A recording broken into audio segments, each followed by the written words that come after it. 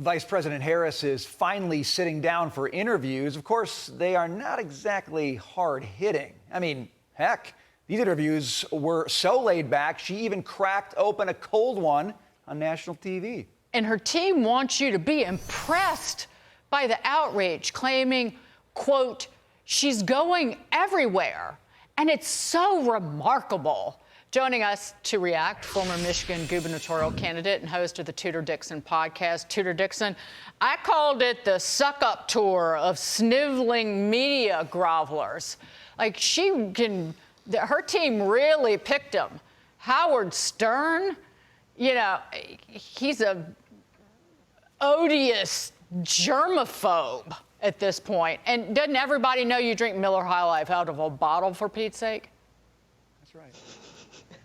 I mean, Howard Stern is not exactly the epitome of what Democrats say they want to be. This party that lifts up women, is so respectful. It's just bizarre, and nobody calls them on it. And yet, she can't actually answer the questions, even when she does the softball interviews, Dagan. I think that's the fascinating part. She stumbles, she mumbles. The View asks her, would you change anything from what Joe Biden did? And she's like, no. Really? Is that how your campaign wanted you to answer? I thought you were the candidate of change. I thought you were the new vision for America. But you just want to go back to the same old. No, she just actually doesn't know who she is, because her campaign is just throwing her from place to place. This is a desperate attempt to make her look cool. And apparently that's all they're doing in the Democrat Party these days. These little skits, the TikTok videos. But when it comes to actually talking policy, there's nothing there. I've never seen two people look like they've never had Miller High Life before more than Harris and Colbert. Like they didn't know what it was going to taste like. What do I do with this? Yeah, what does it taste like? Tudor, I want to ask you about this. Biden and Harris's green agenda is putting Democrats on defense, with Michigan Senate hopefuls Elissa Slotkin and Mike Rogers duking it out over electric vehicles at their debate last night. Listen.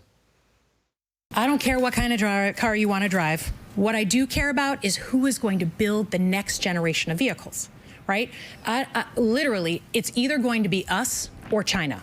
85% of everything that's processed in an electric vehicle has to go through China.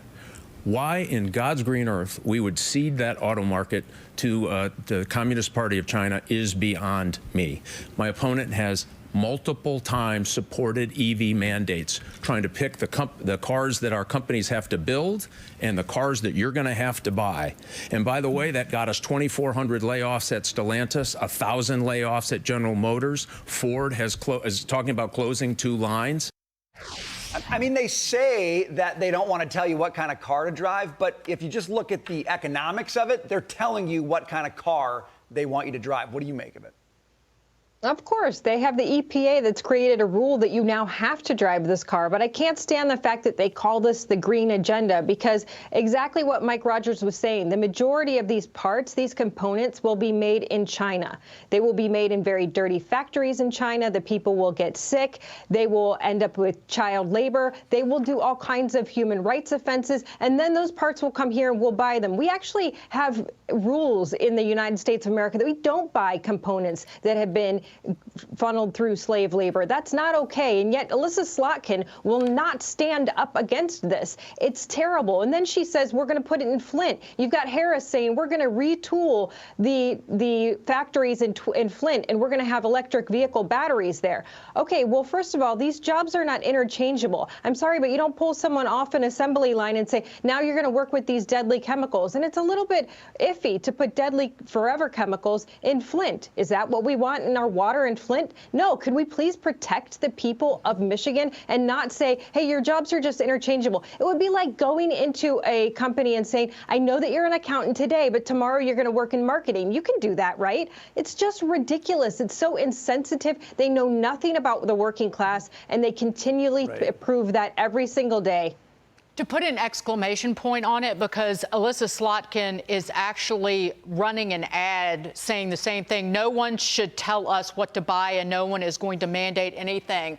That's a lie, because as you said, the EPA tailpipe emissions regulation, which will mandate that 2/3 of vehicles must be electric or partially electric in 8 years, is a mandate for automakers to make electric vehicles, and that is a job destroyer in her very state. 2 seconds.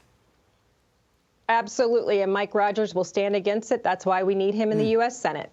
Thank you, Tudor Dixon.